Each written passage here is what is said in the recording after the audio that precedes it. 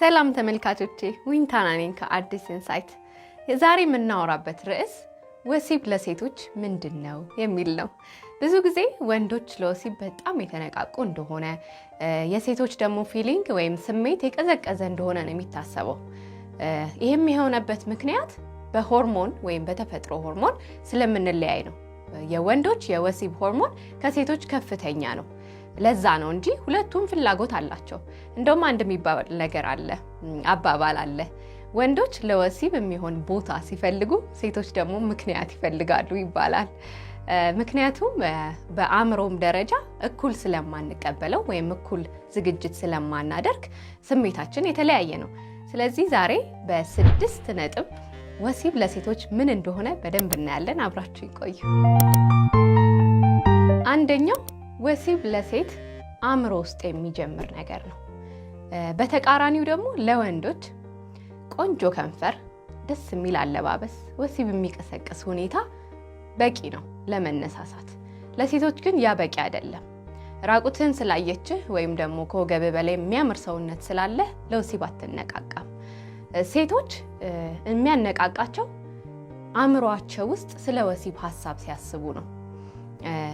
ለምሳሌ ከዚህ በፊት ስላደረገችው ሴክስ ይሆናል፣ ወይ ደግሞ ዛሬ ማታ ቀጠሮ ስላላት ዛሬ ማታ ስለሚሆነው ሁኔታ እያሰበች ልትውል ትችላለች። ያ ሀሳብ ስለ ወሲብ የተጫረው ሀሳብ አእምሮዋ ውስጥ ሲያነቃቃት ይውላል እና በጣም ከፍተኛ ስሜት ውስጥ ይከታታል። ስለዚህ እንግዲህ የፍቅር አጋሯ ካለ ወይም የትዳር አጋሯ ከሆንክ ማታ ስትገናኙ አንተ ያለ ስሜት ከሷ ጋር ምንም እኩል ሊሆን አይችልም። ቀኑን ሙሉ ግን ስለ ማታ ሁኔታ እንድታስብ ካደረካት፣ ካንተ ጋር ስላላት የወሲብ ደስታ እንድታስብ ስላደረካት በጣም ስትናፍቅህ ትውላለች። ስሜቷን በጣም ይነቃቃል። ሁለተኛው ወሲብ ለሴት በመፈለግ ላይ የተመሰረተ ነው። ስለፈለገችህ ወይም ስላየችህ ዝም ብሎ ስሜቷ አይነቃቃም።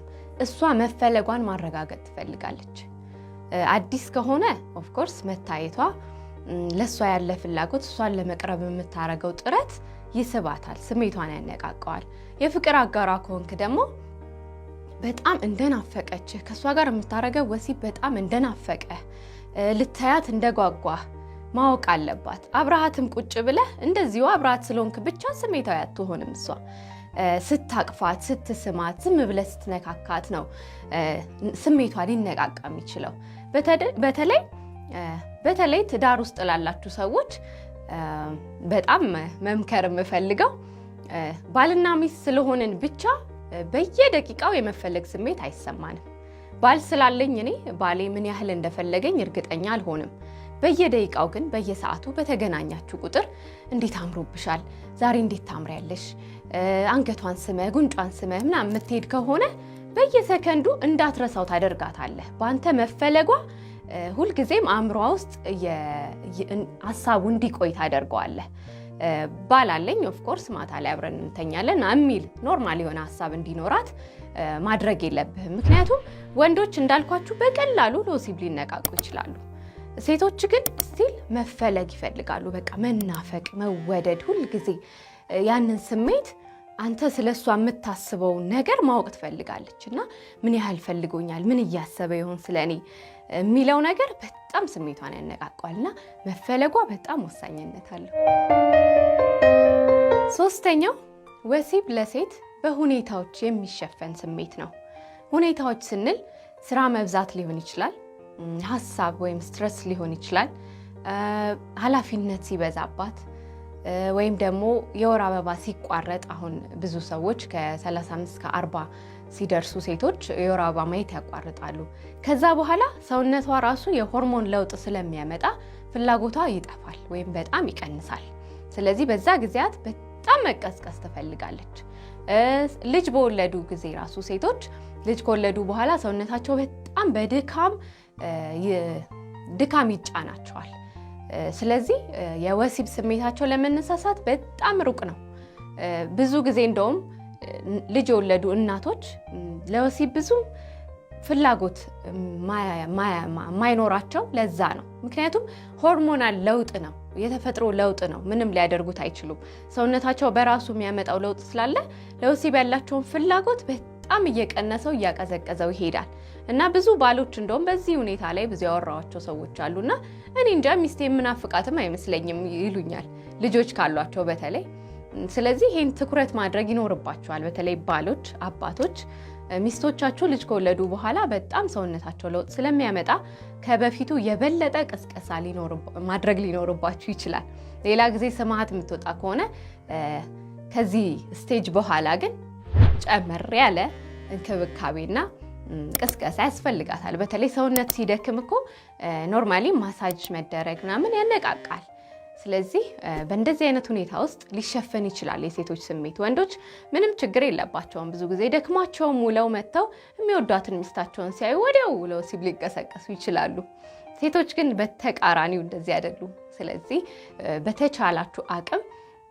በእነዚህ ሁኔታዎች በድካም በስራ በሐሳብ የተደራረበው የተሸፋፈነውን ስሜት ከናንተ እኩል ደስተኛ እንድትሆን የበለጠ ማነቃቃት ይኖርባችኋልና ስራ ሊበዛባችሁ ይችላል በተለይ ባሎች ወይም አባቶች ከኃላፊነቱ ወጣ አድርጋችሁ ማገዝም ጥሩ እኮ ነው አይደለ አንዳንድ ጊዜ የሚበዛባትን ስራ ከቨር ባደረክላት ቁጥር ላንተ የሚሆን ኢነርጂ ተርፋታል ሌሎቹ ስራዎቿ ኢነርጂዋን አይጨርሱባትም ስለዚህ ይህንን ብታደርጉ ሞር ማነቃቃት ብትጨምሩበት መነሳሳት ትችላለች አራተኛው ወሲብ ለሴት እንዳለችበት ሁኔታ ይወሰናል ይህ ያለችበት ሁኔታ ማለት ከፍቅር አጋሯ ጋር በወሲብ ደስተኛ ናት ወይ ስላፈቀረች ብቻ ስሜቷ አይነሳሳም ከምታፈቅሩት ሰው ጋር አብራችሁ ረጅም ጊዜ ልትኖሩ ትችላላችሁ ግን ማፍቀር ብቻውን ለወሲብ የሚያነቃቃ ነገር አይደለም በተለያየ መንገድ ይገለጻል ፍቅር ወሲብ ግን የራሱ የሆነ ማነቃቂያ ስሜታዊ ነገር ይፈልጋል ሴቶች ደግሞ በዚህ መንገድ ብዙ የሚረዷቸው ወንዶች አያገኙ ብዙም ጥናት ሳደርግ አይ ወንዶች ብዙ አይረዱም ወይ አያዳምጡም ይላሉ ሴቶች ወይ ደግሞ የመናገር ድፍረት የላቸውም ሴቶች ጨዋነት ይመስላቸዋል ዝም ማለት ይሄም ልክ አይደለም ስሜታችንን ስንናገር ነው እኩል ደስታ ማግኘት የምንችለው ወንዶችም ደግሞ ትኩረት መስጠት ይኖርባቸዋል ከኔ ጋራ ደስተኛ ናት ወይ የሚለውን ለማወቅ የወሲብ ፍላጎቷን ወይም ስሜቷን ምን እንደሚያስደስታት ማወቅ አለብህ እንጂ አብራ ስለወጣች ስለገባች ወይ አንድ ቤት አብራ ስለኖረች ደስተኛ አድርጋታል ማለት አይደለም አብራሃትም ሆነ አንዳንድ ጊዜ ብዙ ሴቶች እንደው ለብዙ ሰው አይነግሩትም ሚስጥር አድርገው ነው የሚይዙት ግን የሆነ ያስደሰታቸውን ሰው በፍጹም አይረሱትም በወሲብ ያስደሰታቸውን ሰው ማለት ነው ትዳር ውስጥም ሆነው ከሌላ ሰውም ጋር ኑሮ መስርተው እንደሱ አይነት ሰው እኮ ግን የለም ይላሉ ይህ የሆነበት ምክንያት አሁን ያለው ሰው ለስሜታቸው ጆሮ ስላልሰጣቸው ነው ስሜታቸውን ስላልተረዳና ደስታቸውን ሙሉ ስላላደረገው ነው ካንተ ጋር ሆና ሌላ ሰው እንድታስብ በፍጹም መፍቀድ የለብህም ስለዚህ አንተ ሙሉ ሆነ መገኘት አለብህ ያለችበት ሁኔታ በወሲብ ደስተኛ የሚያደርጋት ከሆነ ማንንም ልታስብ አትችልም ስለዚህ አስደስቻታለሁ ወይ የሚለውን ከሷ ማወቅ አለብህ ምን እንደሚያስደስታት አንተ ከተደሰትክ እርግጠኛ መሆን አለብህ እሷንም ደስተኛ እንዳደረካት አምስተኛው ወሲብ ለሴቶች የፍቅር አሰራር ነው ወይም ቅመም ነው ሂደት ነው ለወንዶች ይሄ በጣም ተቃራኒ ነው ወንዶች ካፈቀሩ ወይም አብረው ከሆኑ ኤኒ ታይም በወሲብ ሊረኩ ይችላሉ ሴቶች ግን በተቃራኒው ሁኔታዎችን አብረው ያያሉ ለምሳሌ ከጧት ጀምሮ ያስብልኛል ወይ ይንከባከበኛል ወይ በቃ የተለያየ ነገር ያደርግልኛል ያዳምጠኛል ወይ ይሄ ነገርህ ነው ለወሲብ የሚያነቃቃት ስታዳምጣት ስታወራት አብራሃት ስትስቅ ስትላፋት ስታዝንላት ነገሮቿ ላይ ስትረዳት አለሁልሽ ስትላት ይሄ ሁሉ ነገር አብራ ከወሲብ ጋር የምታስበው ነገር ነው በጣም የሚገርም ነው ይሄ አይደል ግን ለሴቶች በቃ እንደዚህ ነው ኬርለስ ሆነህ ለሷ ቀኑን ሙሉ ሳታስባት ውለ ማታ ላይ ናፍቀሽኛል ብትላት ስሜቷ በጭራሽ ሊነቃቃ አይችልም ሙሉ ቀን አንተ ለሷ ያደረከው ነገር በሙሉ ሲያነቃቃት ነው የሚውለው አንድ ምሳሌ አለ ወንዶች ምግብ ሲበሉ ከጣፈጣቸው ዋው በጣም ነው የሚጣፍጠው በቃ እጃችሁ ይባረክ ምናምን ብለው ይጨርሳሉ ሴቶች ግን የሚጣፍጥ ምግብ ሲበሉ እንዴት ተሰራ ብለው ይጠይቃሉ ምን ተጨመረበት ምን እንዴት አድርጋችሁ ሰራችሁት ብለው የመጠየቅ ነገር አላቸው ምክንያቱም አሰራሩን ነው እንጂ የሚያምኑት ውጤቱን ብቻ አይደለም ስለዚህ ዝም ብለህ አሁን ስላገኘሃት ብቻ ስሜቷ ላንተ ንቁ ነው ብለህ አታስብ። አንተ ለሷ የምታደርገው እንክብካቤ በሙሉ የወሲባዊ ስሜቷን ሲያነቃቃው ነው የሚውለው። ስለዚህ ነገሮችህ ላይ በዙሪያ የምታደርገው ነገር ላይ ትኩረት አድርግ። ስድስተኛውና የመጨረሻው ወሲብ ለሴቶች ፍቅር የሚሰጡበት መንገድ ነው። እርካታን የሚያገኙበት ብቻ አይደለም። ፍቅር መስጠት ትልቅ ቦታ አለው። ስለዚህ ሴቶች ወሲብን ፍቅርን እንደመስጫ ትልቅ መንገድ አድርገው ነው የሚያዩት። አንዳንድ ጊዜ ብዙ ሴቶችን ሳናገር ያገኘሁት እውነት እነሱ ሴቶቹ ለወሲብ የተነቃቃ ስሜት ሳይኖራቸው ራሱ የፍቅር አጋራቸው የትዳር አጋራቸው ግን በዛ ስሜት ውስጥ ከሆነ በቃ እሱን የሚያረኩት እሱን የሚያስደስቱበት መንገድ ስለሆነ ብቻ ወሲብን ይፈጽማሉ እና የሱ እርካታን ባየች ቁጥር ነው የሷ ደግሞ እርካታ ያን የሚመጣው። መጀመሪያ ላይ ግን እኩል ደረጃ ላይ አይደሉም። ግን ብዙ ሴቶች በጣም ኢንጆይ የሚያደርጉት ፍቅርን መስጠት በመቻላቸው በወሲብ በእነሱ ምክንያት አጋራቸው ወይም አብሯቸው ያለው ሰው ሲደሰት ሲረካ ማየት እነሱን እርካታ ውስጥ ይከታቸዋል። እና ወንዶች በጣም ልታተኩሩበት የሚገባ ነገር ዝም ብሎ የእርካታ ጉዳይ አይደለም። ለሴቶች ፍቅር የመስጫ መንገድ ነው። በጣም ትልቅ አድርገው የሚያዩት ነገር ነው። ሲምፕል አይደለም። በደቂቃዎች ወይ በሰከንዶች የሚያልቅ ነገር አይደለም።